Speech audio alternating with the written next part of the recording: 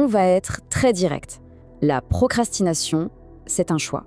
Non, ce n'est pas la paresse ni le surmenage. C'est une décision que l'on prend pour éviter ce qui nous met mal à l'aise.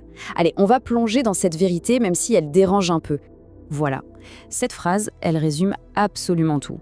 L'attente, c'est une illusion pure et simple. Se dire que les conditions vont devenir parfaites un jour, c'est le premier mensonge qu'on se raconte. La tâche, elle, ne deviendra jamais plus facile par magie. Ok, maintenant, creusons un peu pour trouver la cause de cette attente. On croit souvent savoir pourquoi on repousse les choses, mais la psychologie derrière tout ça est en fait bien plus simple, bien plus directe que toutes nos excuses. Alors, le point crucial, il est là. On se traite de paresseux, mais c'est une simplification, une étiquette facile. La véritable raison, c'est un évitement actif de l'inconfort. Le cerveau est programmé pour ça. Chercher le plaisir immédiat et fuir ce qui est désagréable, même si c'est hyper important. Et cette métaphore, elle est parfaite. Procrastiner, ça ne résout strictement rien.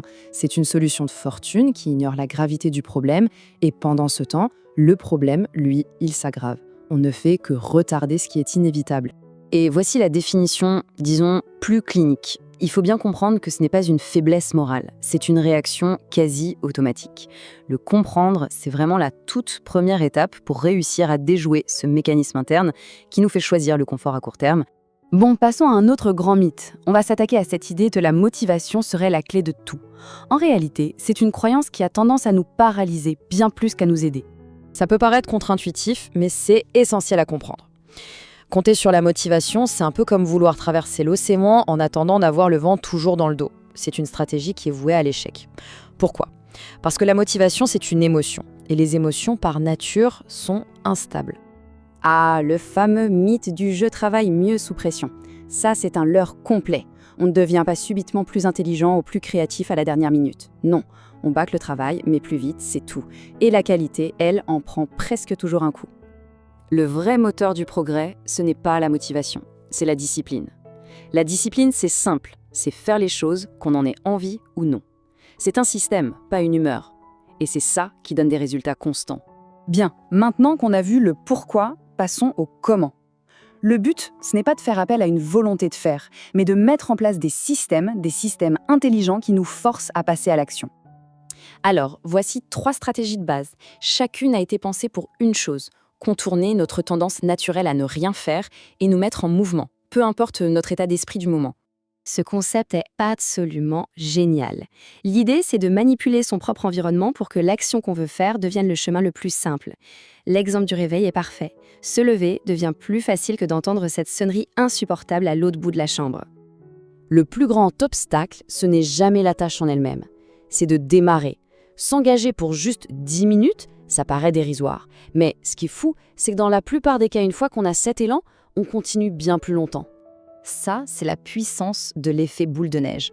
Une toute petite victoire, même ridicule, ça génère un sentiment d'accomplissement. Et ce sentiment, il nourrit l'action suivante.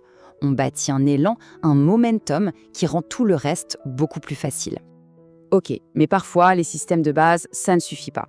Alors, on va passer au niveau supérieur. On va utiliser des leviers psychologiques très puissants pour les moments où la résistance est à son maximum.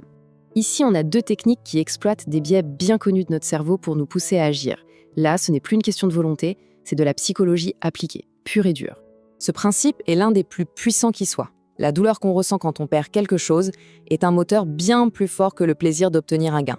Et on peut utiliser ce biais contre notre propre procrastination. Comment on applique ça ? C'est tout simple, il suffit d'associer le fait de ne rien faire à une perte financière concrète. Par exemple, s'engager à donner 50 € à un ami à chaque fois qu'on saute une séance de sport. D'un seul coup, rester sur le canapé, ça coûte très très cher. Cet outil est d'une simplicité incroyable, mais il fonctionne. Le simple fait de ne pas être seul, même si l'autre personne ne fait rien de spécial, ça crée une sorte de responsabilité sociale invisible. Notre cerveau se concentre mieux juste parce que quelqu'un est là. On arrive maintenant à la conclusion. Et c'est sans doute le message le plus direct, le plus important de toute cette analyse. Un message qui est à la fois dur, mais aussi incroyablement responsabilisant. Je le ferais bien, mais je suis fatiguée. J'aimerais beaucoup, mais je ne sais pas par où commencer. Chaque mais est une barrière, qu'on dresse soi-même pour justifier le fait de ne rien faire. Il est temps de les faire tomber. C'est un constat qui peut sembler brutal, mais en fait, il est libérateur. Attendre de l'aide, une permission, un sauveur, c'est une perte de temps. Le pouvoir d'agir et la responsabilité qui va avec ne reposent que sur nos propres épaules. Il faut que ce soit clair, personne ne viendra faire le travail à notre place. Ni les parents, ni les amis, personne. C'est la vérité la plus difficile à accepter, mais c'est aussi la plus puissante.